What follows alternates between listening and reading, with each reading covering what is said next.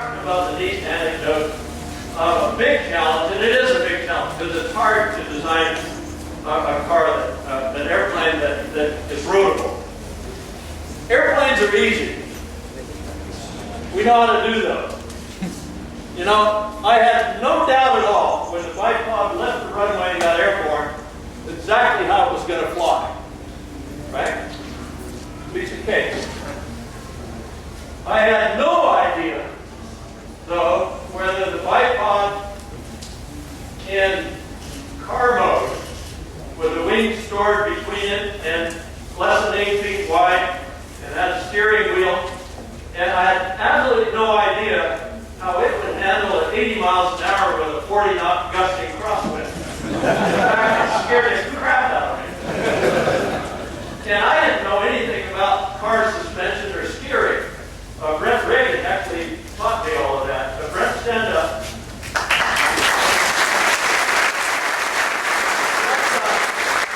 Brent's a neighbor of mine. He challenged me to a race at Oshkosh in 1996 when I showed up here with a boomerang. And I said, well, yeah, let's take off. You know, we only have a few minutes. We'll go and race boomerang against his Lancer 4P. Although he didn't let me look under the hood. But I kind of suspected that I'd get beat, so I gave him the wrong frequency for us to contact us. And he, sure enough, we couldn't find each other and had to land without racing. And I never saw him after that. Until one day, he was in his living room reading the local paper, which is the Coeur d'Alene Press. And it said, Burt Rutan's moving to Coeur d'Alene to be living in Seranga Heights. And he knew that I was going to live within a mile and a half of him, and he's got a beautiful ranch with a runway on it for his Lancer, and a real neat shop. And he wanted me to invite me to come over and use his shop and so on, if I wanted to. Now, that was kind of cool. So he wrote an email to Scale that said, there goes the neighborhood.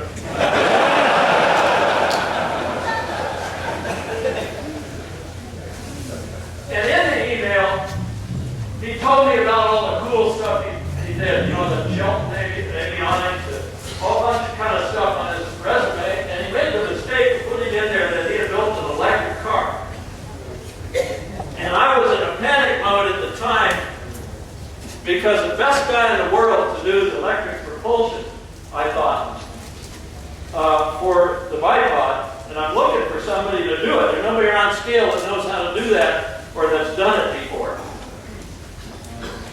And I found the right guy that really knew how to do it. And I got a hold of him, and I found out he is an anti-war freako. I won't tell you his name, but he says, are there military applications for this? And I said, oh, yeah. I didn't know he was a military anti-war freako. And he said, there's no way I would ever work on that, and he hung up the phone. So I'm screwed. I can't find anybody. And I thought, well, this guy's going to be a neighbor of mine. Maybe he'll treat us good.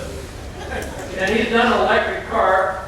So I signed him up to a non-disclosure, and sure enough, he pointed out that, oh yeah, I know how to do that stuff. So I ended up having Brent helping us on electric propulsion, hybrid electric propulsion. You'll see a little bit of his work here. Although I got to tell you up front, since I didn't have permission on this, and it's true on all the stuff. You know, the stuff that we tell at Oshkosh, some of it's kind of interesting, right? But none of it's real interesting because we can't tell you our secrets. Now, Scale has some technology related to hybrid electric propulsion. And if I told you, why, you'd know it all, and Scale has paid a lot of money to get this far, so I can't say anything about it. But I'm going to talk about the program, and I'm going to talk about the fun we had doing it. Because in October, I got with Dano and I says, you know, I got this idea for a flying car, and I want to try to get it started here and build it and fly it before I retire on the 1st of April. And, you know, he laughed. He's been working on a flying car for 22 years.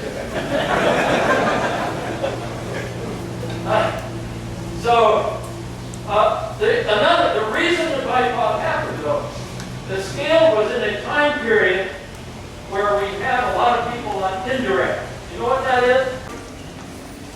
And they'll learn to kind of do stuff the old days like we did it at RAF. They'll have fun. We'll even do hot wiring. And it'll be kind of cool. And I wanted to work in the shop the last couple months anyway, because a manager should never make a decision for a company unless he's going to stick around and follow through. Right? So I already told Doug, I said, don't invite me to management meetings. I don't want to make any decisions. You guys are on your own, and I'm after the 1st of April. So I want to work in a shop. I want to clock in. And I want to, for the first time in my life, get overtime pay.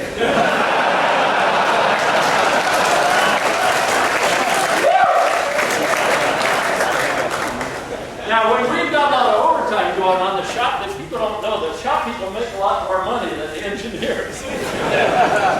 But the engineers have more fun, right? Right. Yeah, okay. That's the right answer.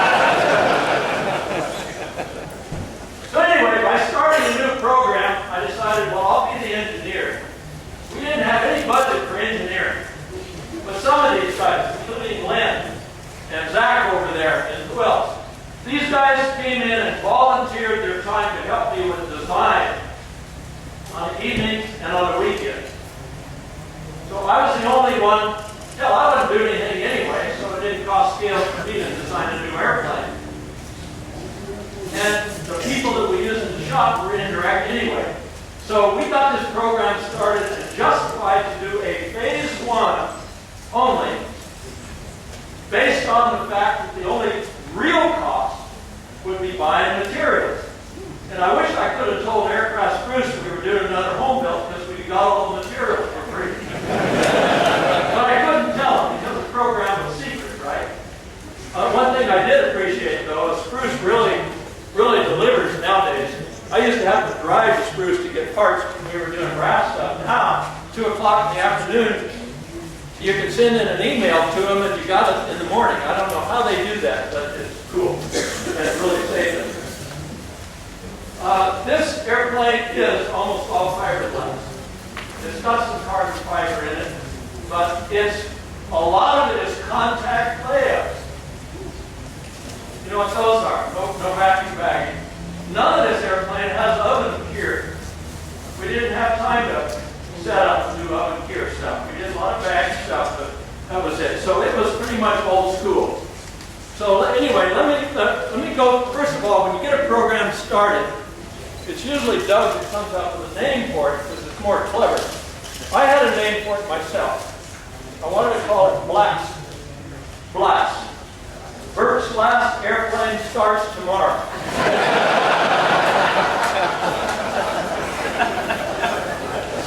So I put that out to an email that said, anybody got any other ideas?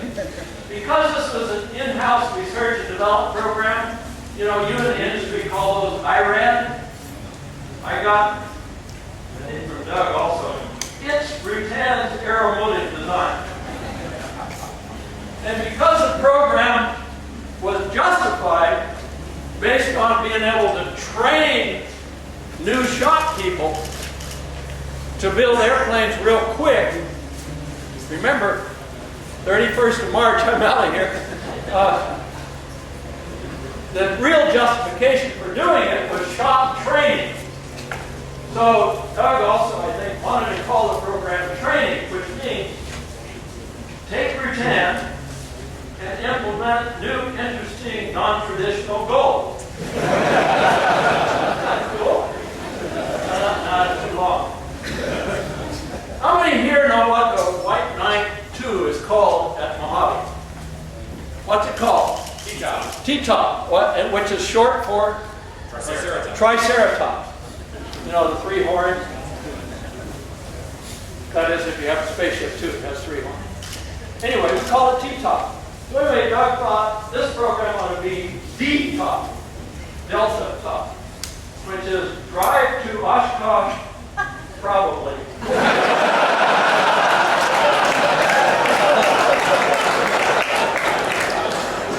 I changed that to drive to Oshkosh proudly,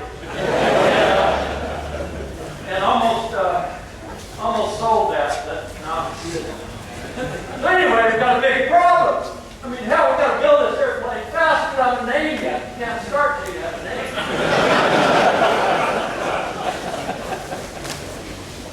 So anyway, I decided to accept another one from Doug. And how many here know what bipod means? Dan Craig, who's been trying to do a flying car for 22 years, he knows what it means. How many here, you guys don't know what bipod means? Can I say, is that a secret? No, do it. Okay, bipod. Burt's innovative project overtakes Dano. You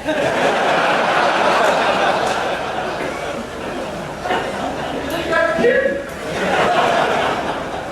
Is that right, Tim? What was your name? I forgot. Did you turn into me? Okay, all right. Well, let's get started. I want to say up front that this is hard.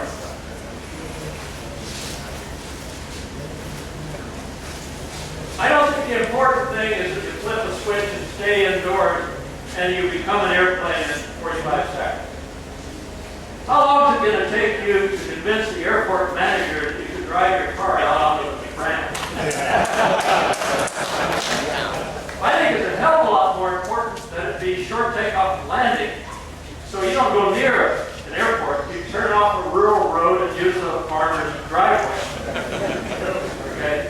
So I thought it was real important to be STOL, very short takeoff and landing, because you don't want to screw with airports if you got a flying car. And I wanted to use car gas anyway, so you can't fill up at an airport. You got to fill up at a Chevron or a Coke.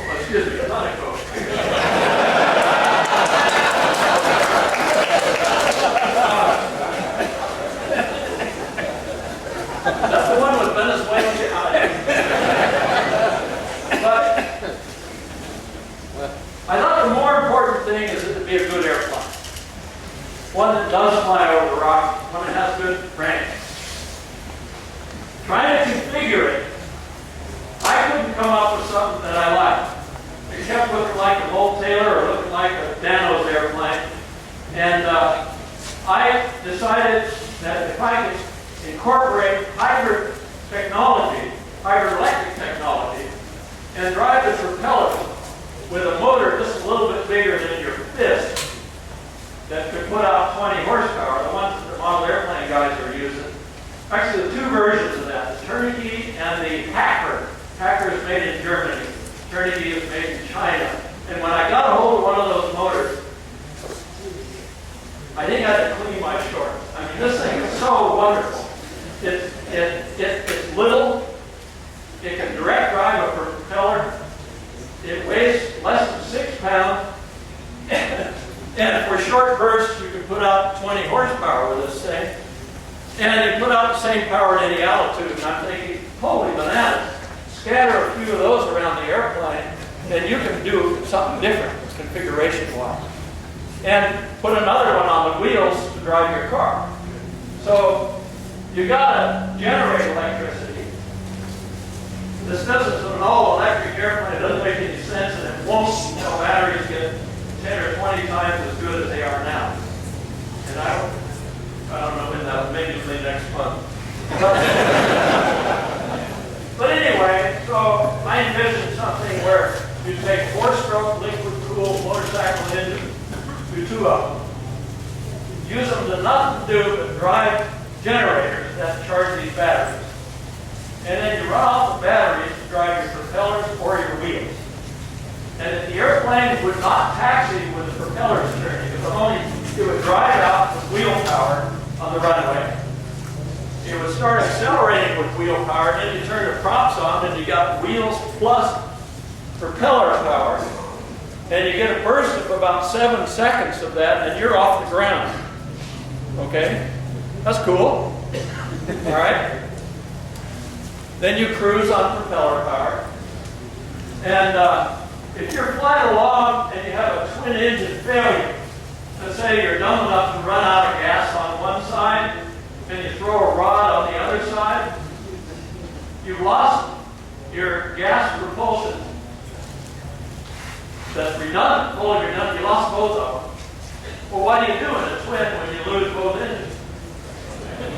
You hope that your first choice for landing is going to work. If you're a little short, a little long, you're screwed.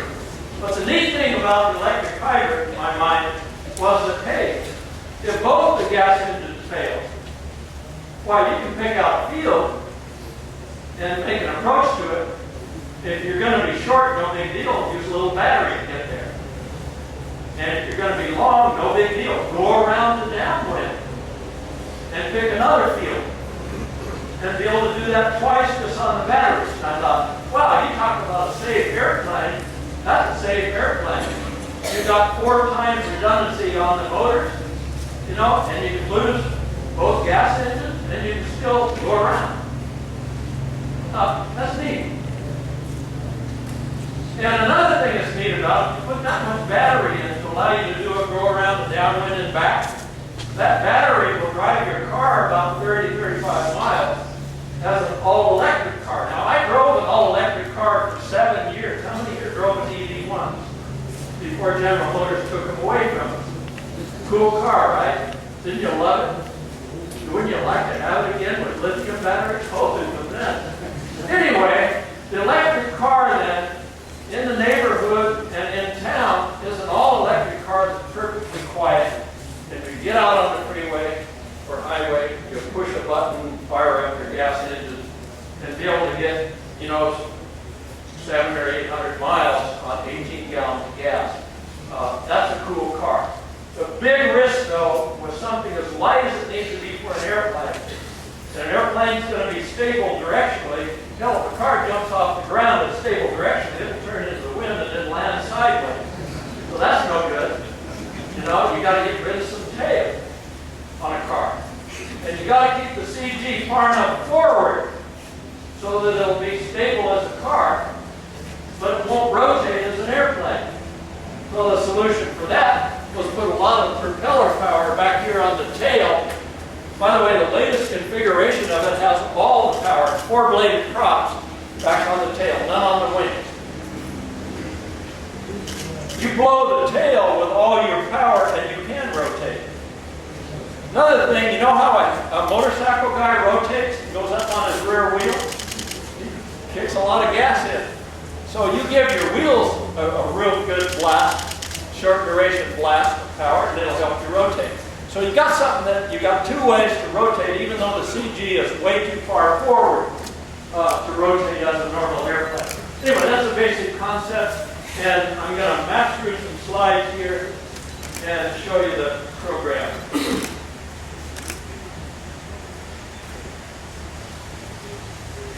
Okay, I talked about justifying it based on propulsion technician, shop training. Big deal is to find the ground safety of a new configuration. I wanted to demonstrate how we used to work in the old days to the new engineer. You know, they do everything with CAD. They don't even know how to run a slide rule. And I wanted to work a lot with it before I retired. The goals on the program that we finished. By the way, this airplane made its first flight the day before I retired. And it did because we were a month behind schedule. We wanted to investigate the roadability of something that was actually a real airplane, not one of these things that will drop like a rock when you're flying. A real airplane. And that was the schedule. I talked about the program name.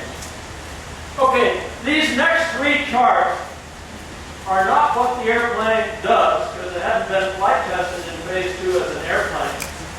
And I'll tell you right up front, what we found is it can't do all this stuff. I'm not very smart on electric propulsion, and I took a pretty simple look at this, and I said, well, you lose about 10% in in a generator generating electricity. And you lose another 10% when you send energy to electric motors to drive a propeller. So, old dummy Burt just put in those two losses. And he also assumed that we could get a good low-drag airplane, with gear doors and the whole works. You know, that aspect ratio is pretty good for a flying car, isn't it?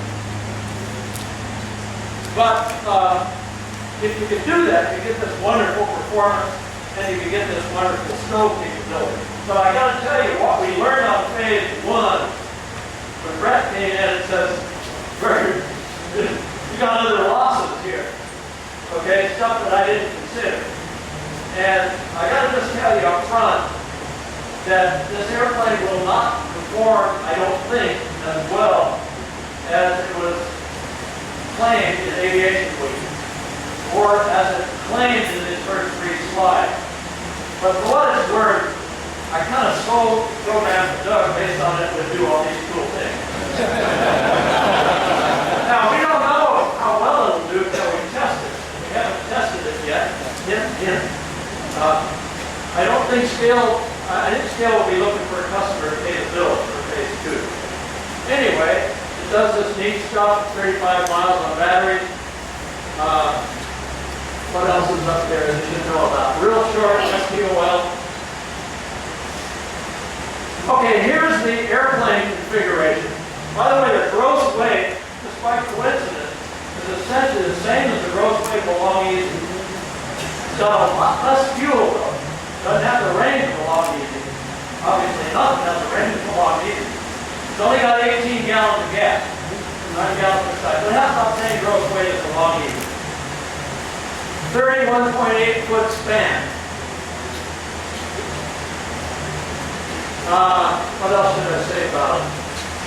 Oh, the pilot flies in the right cockpit. If you get in the right cockpit, you think you're in a Long Easy.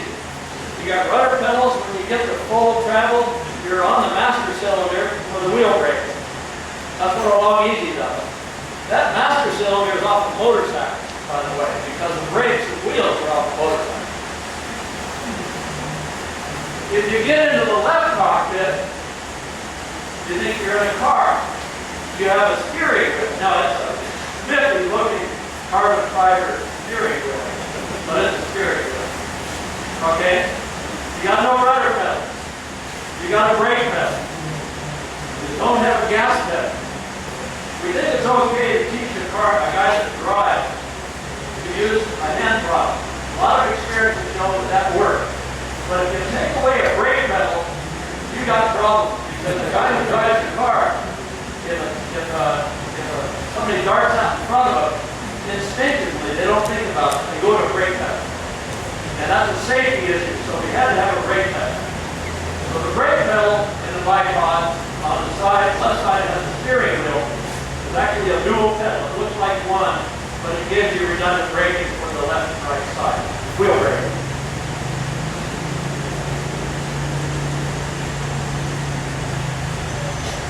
But anyway, it's a pretty conventional airplane. Okay? Oh, another thing that you have to read in Aviation Week. See that long fuselage? It has 2 plates, 1 person per side. This thing has something that a Long Easy or even a Defiant has.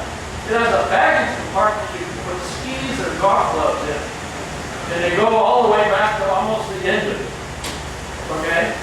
So it's got a lot of baggage, and I thought that was important, especially for retired people. You gotta be able to put golf clubs.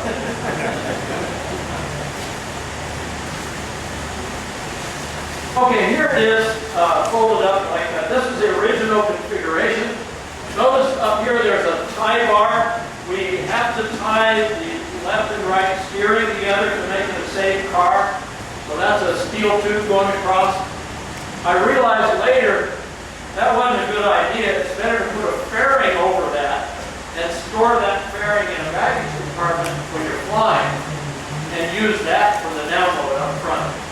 This shows the top of the vertical fins put there. And later on, we mount the vertical fins and the outboards on the back fuselage.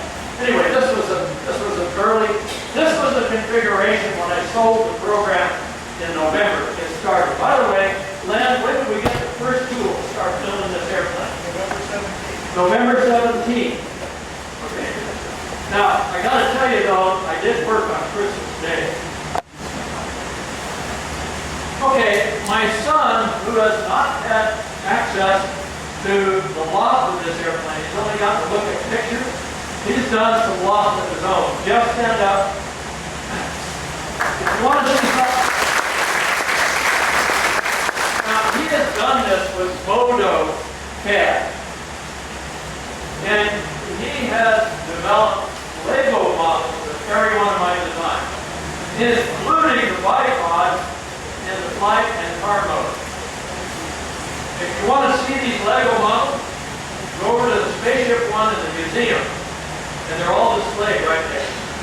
And he will be selling books so that kids can build Lego models of every one of my designs. Isn't that cool? Anybody here have kids? You've got, if you want to look at them, look up a website called Aerospace Rigger. The Lego guys use the word rigger. This is aerospace rigger. Anyway, look up the website. It's cool. And look at the model. Anyway, there's three configurations. One is the airplane. Another is when you convert it to, you know, like I said, oh, the weather's too bad to fly, so I got to convert it to that to drive, right?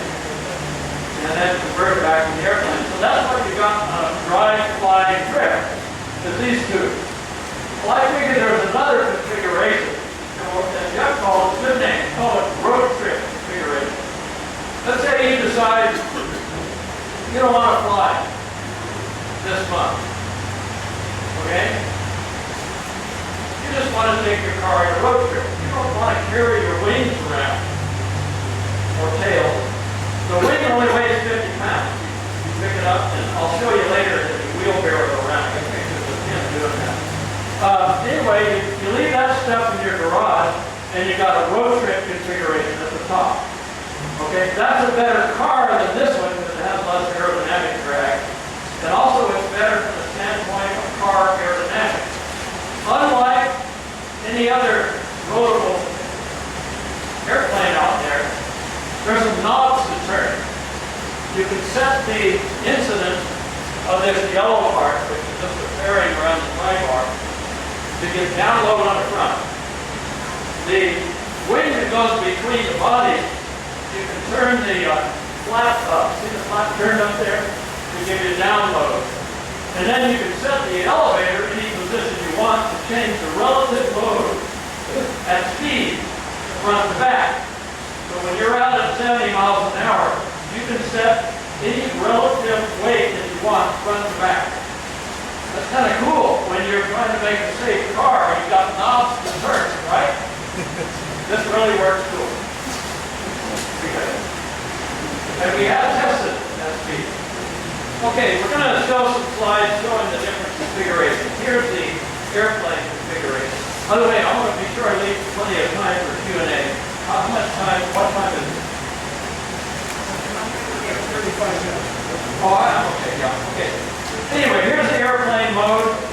As you see, pretty high aspect ratio. It's got a flap for takeoff and landing between the wings.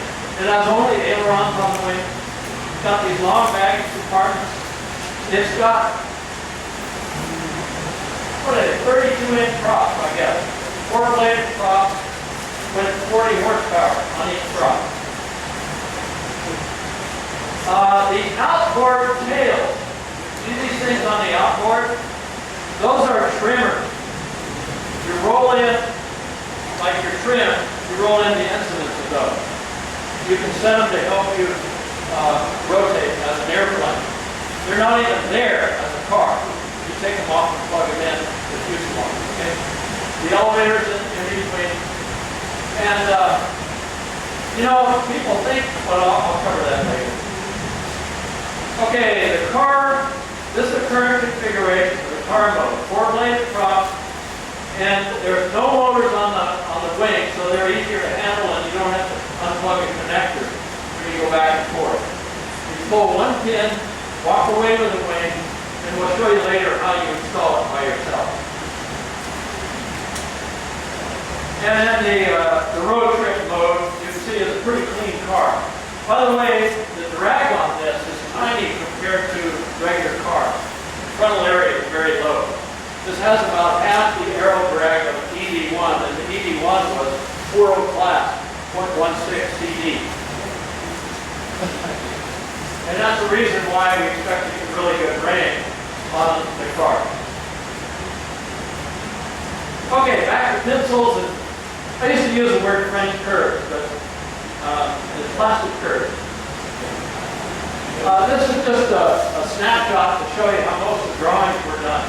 These are done with pencil on vellum paper. Anybody still do that? Well, I started off that way just because I wanted to do it real quick. And then as the program got further along, I started using CAD. As soon as I did it, we got behind schedule. I was thinking, man, these computers really help, don't they? So I went back and you remember that. I had to send him computer stuff because he writes the tool counts to do tooling. We tool the fuselages, not the canopies, because the front of the canopies are very easy canopies. In fact, we found two on the airport.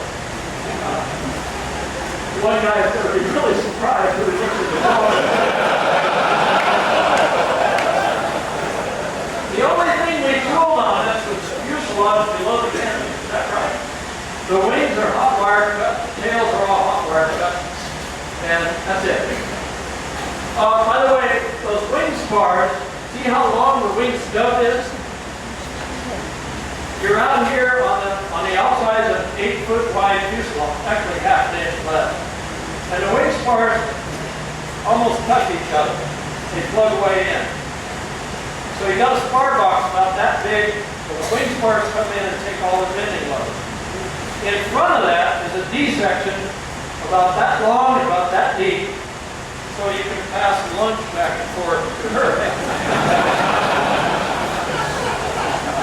And behind that spar is a fuel tank. You don't want fuel out on things you just take off. You want it as a CG. So that center section fuel wing, you go from the front, it's access left, right, wing spar, and fuel. Another thing is flat. So there's actually 4 areas of that big wing that goes between. It's kind of cool to build a bike. See the yellow wall there? We had to keep it secret, so we kept it behind that. So after aviation wing came out, did you guys take down the yellow wall? Yeah, it's gone. Yeah, okay. Anytime you do a tour scale, you can see the bipod, but the problem is you can't tour scale.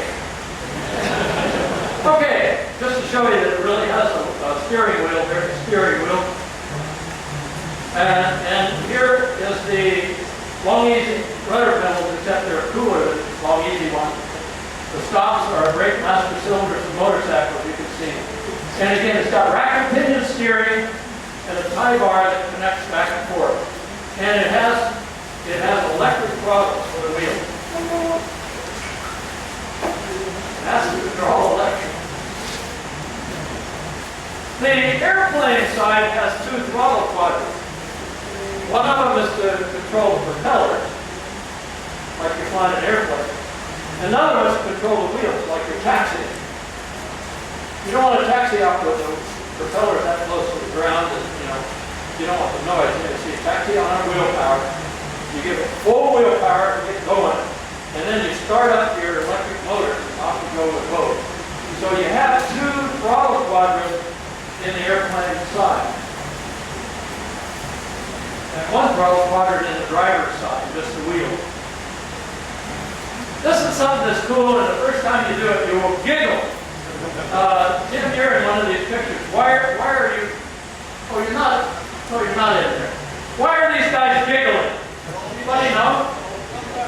They're reaching through the wing and shaking hands. But for some reason, you get in there, you feel kind of remote, You close the canopies, and you don't have an intercom or a headset, you talk in a normal voice, and you can hear the other guy. Well, you've got a great big hole that big between, and it's kind of like an audio tube. So you feel like you're close to her, even though you don't have to sit with it.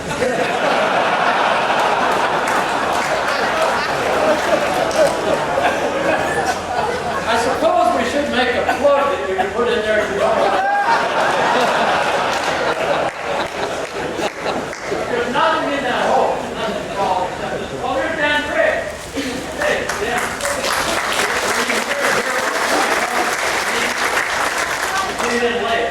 Anyway, this is the famous flying car enthusiast Dan Craig. And if you want to see him, go to all the rotable airplane seminars. Okay, they're cool again. And Dano did a lot of help build the airplane too. He's got his son with him, and we've got it. Okay, also in this picture, you can see the tie bar that connects the steering. It's important to connect the steering wheel belt to steer both front wheels. When you're doing like this on a skid pad, one wheel's almost off the ground. That better not be the only wheel you're steering with. With an airplane, it doesn't matter. The airplane, these wheels are just freewheeling like it is on a Long Easy or a Grumman Tiger. Okay, there's no steering on the airplane motor. You take the tie bar off, and you slip it into the wing roof when you fly. Okay, here's how you move the wings around. Tim here has grabbed hold of the wingtip. He's pulled the wing off and he set it on the ground. He goes around the wingtip and he picks it up. And because we remember to put a skate wheel on the end of the spar stuff, he now has a wheelbarrow.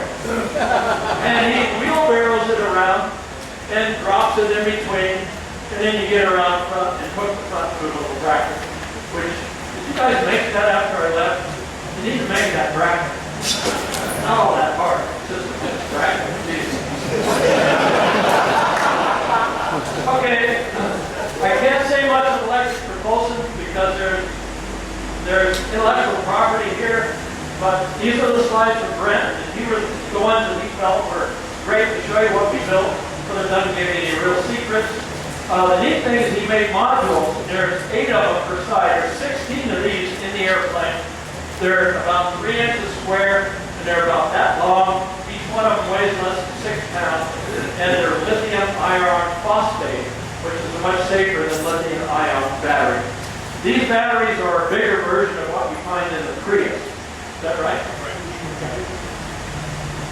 Anyway, Brent did all the electronics, do all the neat things, looked at each cell's temperature during charge and during discharge, and it does some cool stuff to keep the batteries healthy. There's a lot of technology went into what he did there, and I can't show it to you. Here's 18 of the modules. He built a couple spares.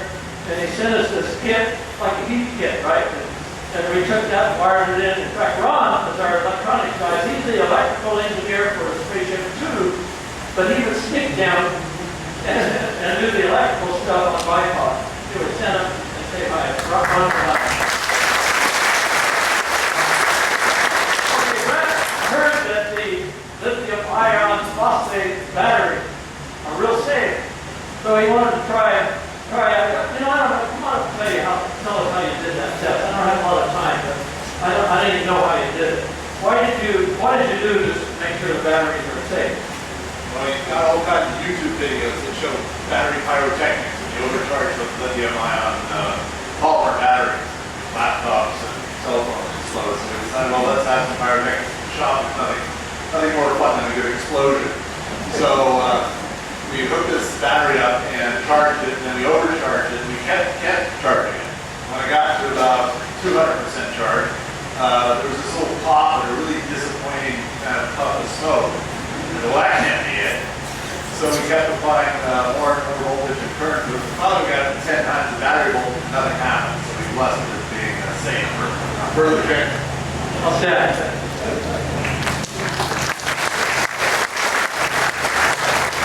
Normally has better drawings of this Chinese motor than the Chinese have. I gave him something that he reverse engineered it and SolidWorks, and anyway, I I don't have time to go into that. In fact, we don't want to tell you that anyway, because we prefer that you make all the same mistakes that we do. Okay, testing.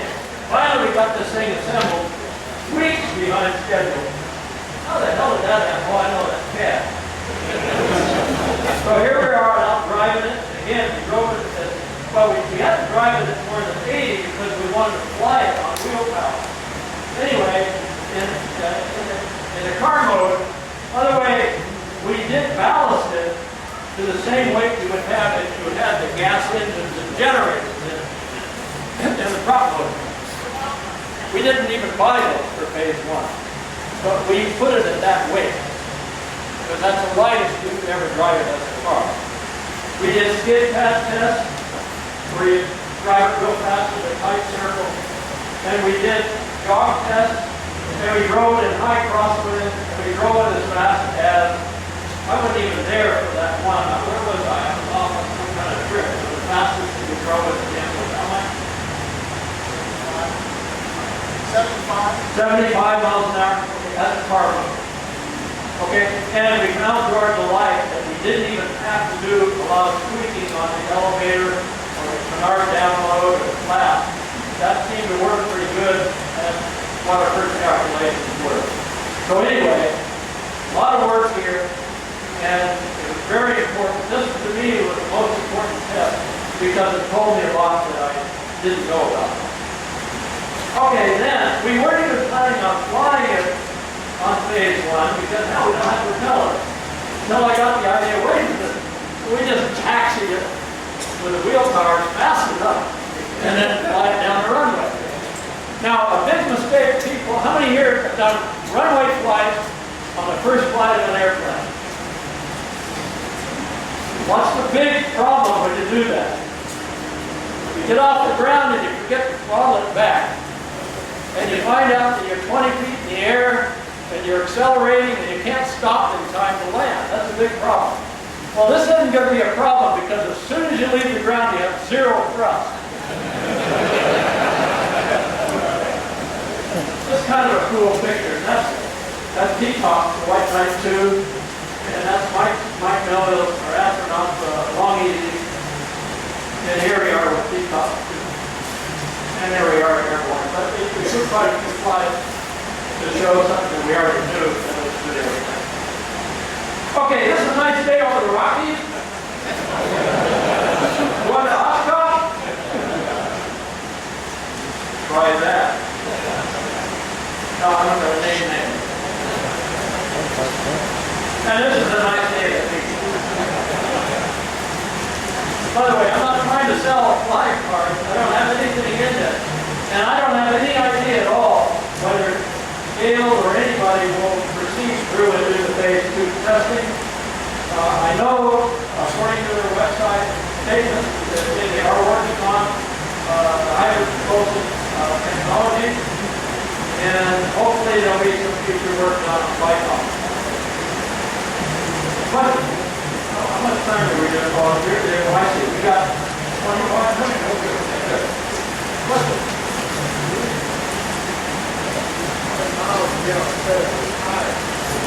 How many miles on a set of tires?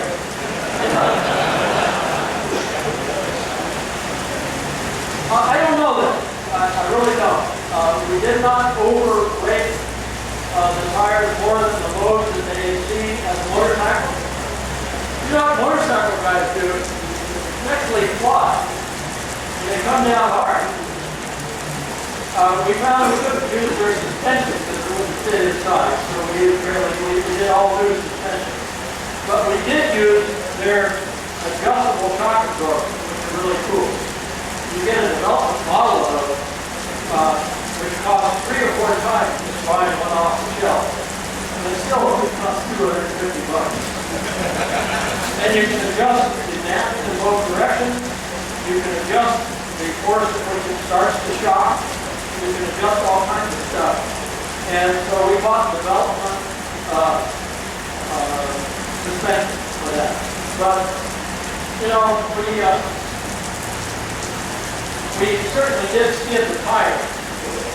When the guys that take off and forget to throttle it back while you're flying, You know when you have wheels spin up, it gives you drag and smoke. Well, this one gives you wheels spin up the other direction. Usually touch down and push it forward. It makes smoke. Another question? Yes.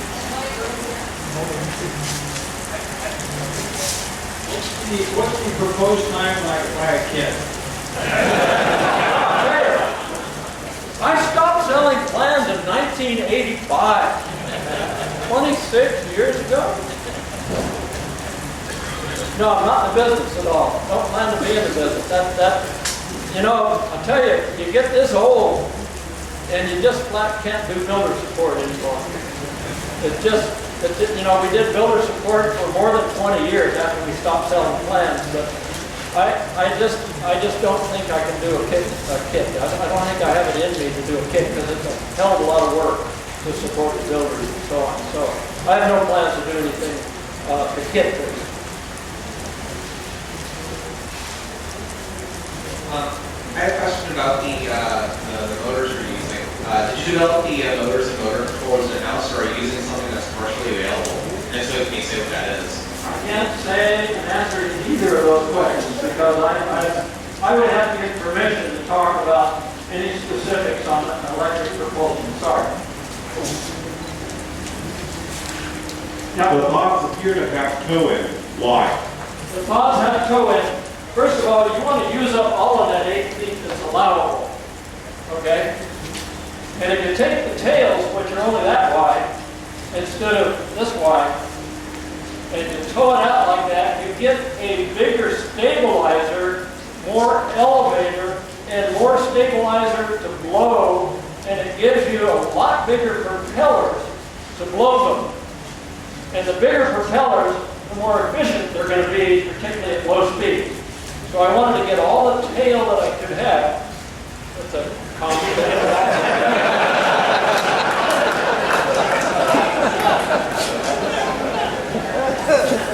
What was Captain John Edwards at the airport that flew his flying wing, his last words?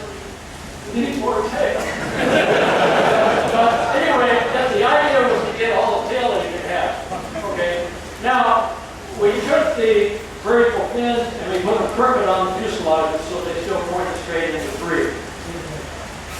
And remember, always burn 10, never 1. There's only one guy in here that knows this. What about on the highway? Okay. What about on the highway and safety edition laws? What?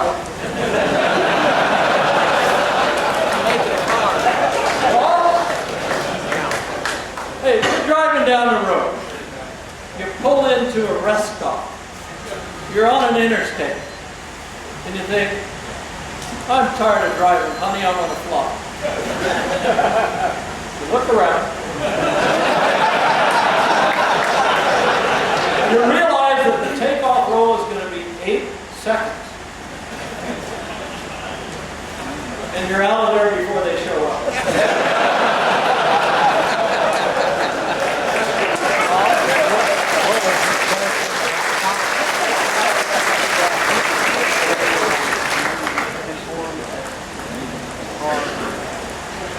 I can't see from the picture, but did you stagger the props in the back there like you did on the boomerang? No, they're straight props. We could have made bigger props if we had clocked them. You have to be real clever on the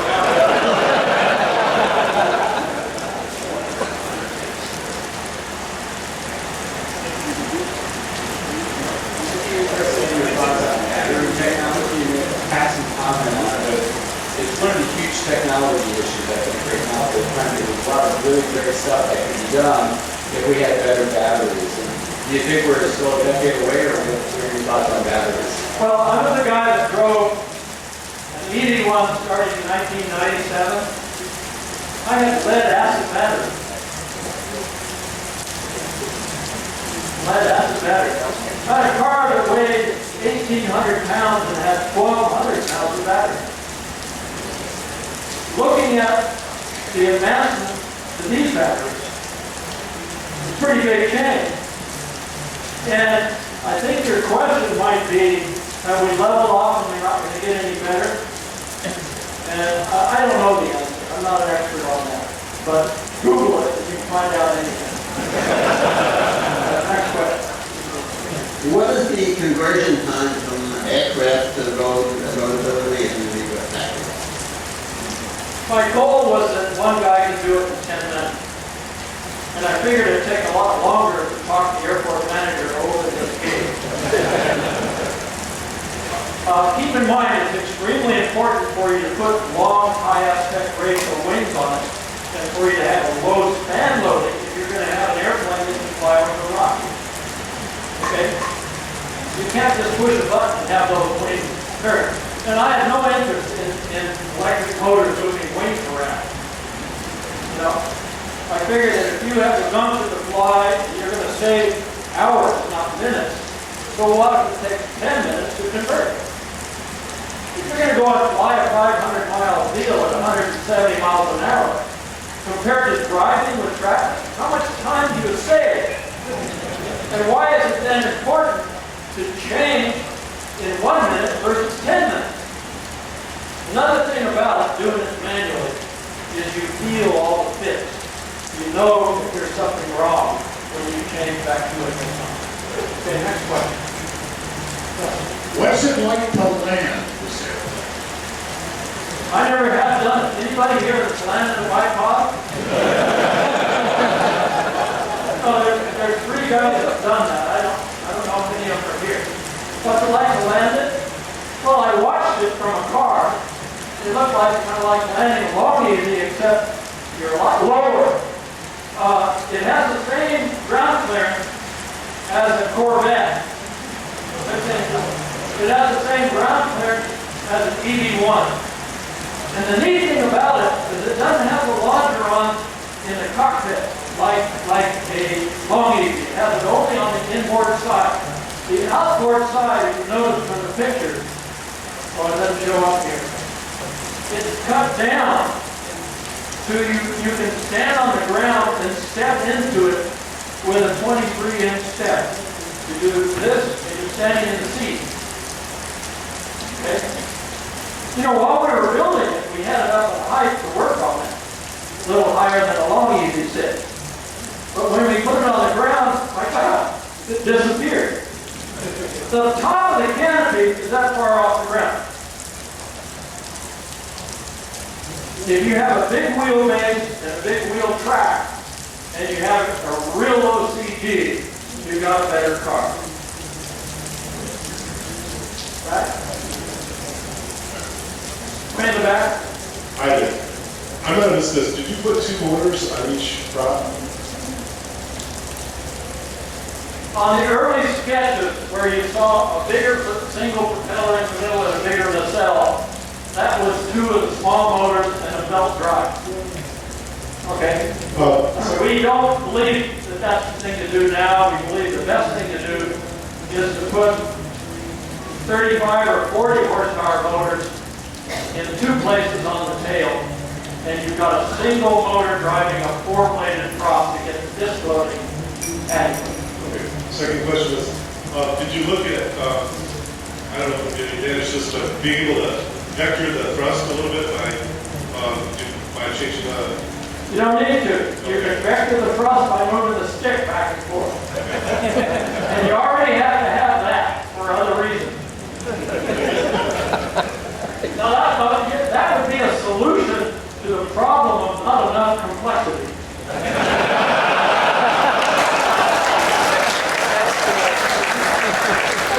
Something that is good for an airplane designer to solve all the time. Anybody else with a mic? If not, all. What's next for Burt Rutan? What's next for Burt Rutan? Well, I'll tell you, I made big changes, enormous changes. I still got sideburns, but I don't wear denim anymore, and I don't do CAD on Sunday nights till midnight. And when I wake up, I see a beautiful lake, and I really love what I'm doing now.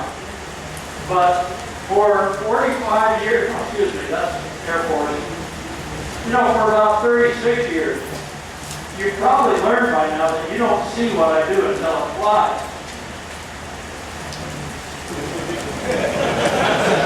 Now, I've done and been involved with rapid scale doing a new type on the average of one a year since 1973.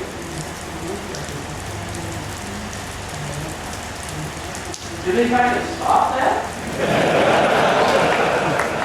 I don't know the answer to that. No. I'm not going to tell you what I've done the last 3 months. I'm really not. I've done some cool things. They do have air shows up there, beautiful model airplanes flying fields. I don't know how they do as much as they do with such a short season. Because it's up there, you know, the 6 months out of the year, it's too cold to go outside 3 months. At least for a guy from Mojave. But I don't know. We'll see. We'll see. I'll tell you one thing. I only moved 3 pieces of furniture up there.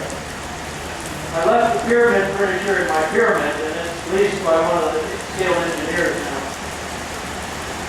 But one of the pieces of furniture I moved was my drafting board.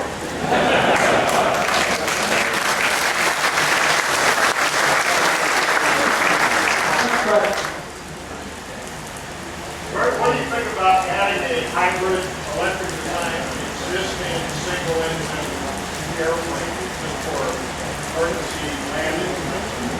Well, it makes almost no sense to do so, to throw away at least 20, maybe 35% of efficiency, right? Or energy. You know. However, taking a normal airplane, whether it's a Cessna or whether it's a Long Easy, and strapping on a little pack that has a folded propeller that spins up and, you know, like the model airplane guys want, you can buy them off the shelf, with a little 30D-like motor in it. And to be able to push a button and make some thrust for maybe 30 seconds. From a standpoint of safety, that might make sense to do it on a single engine airplane. It might make almost as much sense as reaching up here, pulling a handle and going on a parachute. I've designed things like that. But I'll let somebody else park it. Yeah. In car mode, what type of air conditioning system is it?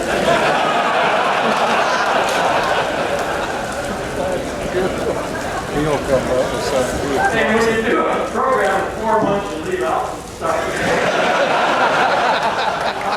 Actually, most cockpits have ventilation. I've forgotten where they are. They're up like a Long Easy, aren't they, Tim? Ventilation for the cockpit. I forgot. Where are they? Oh, excuse me. They're on the side. They're right where you don't get exhaust. Oh, no, you're wrong. Back before he did his test on the batteries, we heard this horror story about if the batteries go really wrong, they'll put out such toxic smoke that it'll kill you and drive you out of a small room. Okay? So I went, by the way, the front of the wing, which is a place to give her the lunch or to shake her hand, you can't quite read the good part.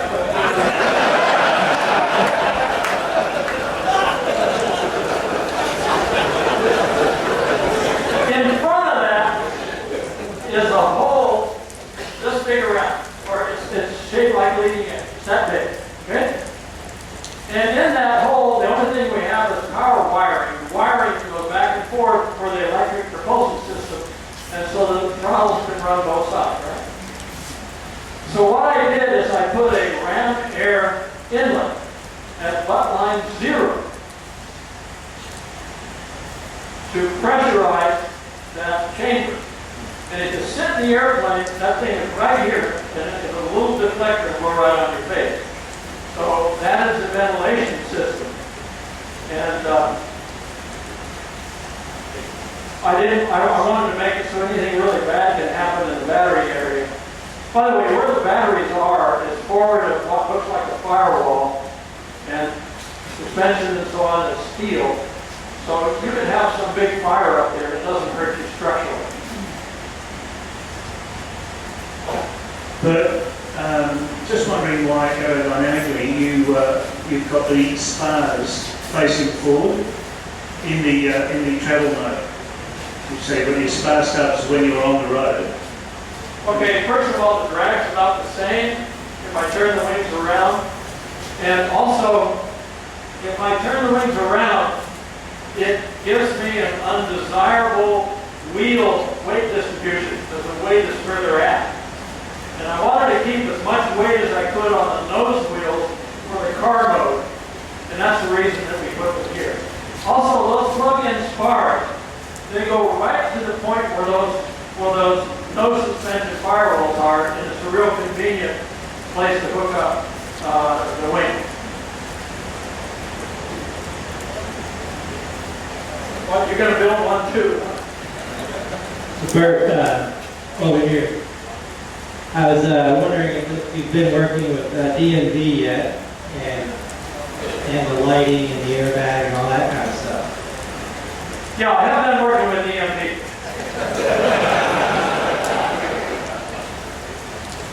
It used to be where I spent most of my life. If you go to DMV, you're in there all day, standing in line, and the person behind the counter doesn't care whether you're spending all day. And for some reason, where I live now, the person down there wants to be helpful for you and doesn't want you to spend time. And Tanya and I went in to register a car. They told me how much it would cost to register, and I said, "Is that per month?" She said, "No, it's $40 per year." And I said, "Well, can I buy 10 years?" She said, "No, we'll let you buy 2 years." And 12 minutes from the time that I walked in there, we walked out with license plates in our hands. And the registration was put in the car. And I'm thinking, what a country. So that's what I've been doing with DMV. Next question.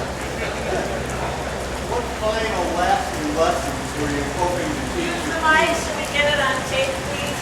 Hold on. We got a question way back. I was just wondering why you decided to go with 2 propellers on the back rather than just the 1. To go with what? Why you decided to go with 2 propellers on the back rather than okay. just the 1? Okay, if you put 1 on there, you hit the propeller when you rotate. And also, I wanted to have redundancy in the propeller.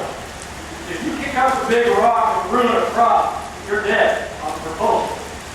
And there's no reason to have 2 gas engines and electric go around propulsion capability if one single failure takes away all your thrust. So the reason to have at least 2 propellers is safety redundancy. I want to be able to go around if I crash the propeller. So that's why we got 2. I'm interested in the final lasting lessons that you were hoping to teach your team that they hadn't already acquired through your mentoring at scale.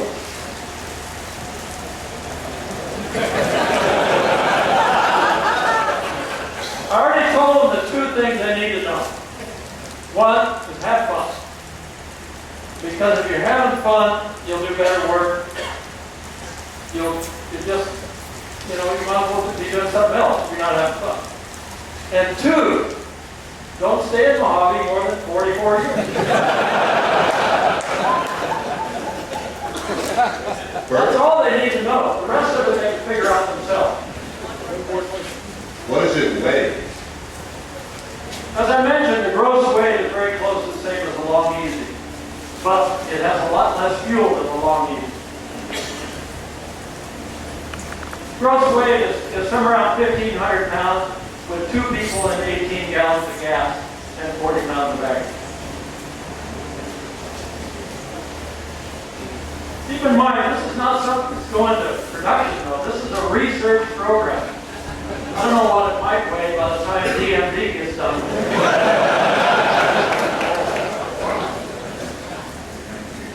Okay, I'm going to take us a couple more questions and then we got to move.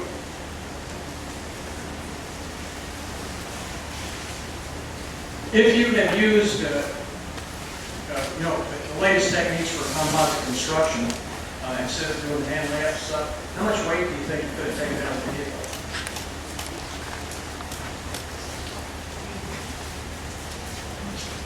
Well, yeah, if we'd have done uninsured, pre-pressed, hollow wing, compared to cutting a hot wire core and laying fiberglass over it, you'd probably save at least 30-35% of a wing.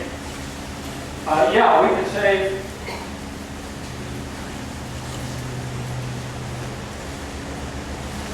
probably 100-150 pounds if we really were interested in that. Keep in mind, this is a research airplane to find out whether it will drive okay and whether it's made out of carbon fiber or contact layer fiberglass. That doesn't matter much. So when you kit your flying car, you can make the decision on whether to spend money to take out that 100 pounds. I didn't even consider it. It wasn't part of my plan to do this in 4 months. Okay, just one more and then I'm out of here. I've got to run up to the nature center. For premium or the low price gas? We were planning on using 4-stroke, liquid cooled, fuel injected motorcycle motors that use regular gas. We never bought them. We were never funded for phase 2. Okay? Now those motors do nothing but drive a generator.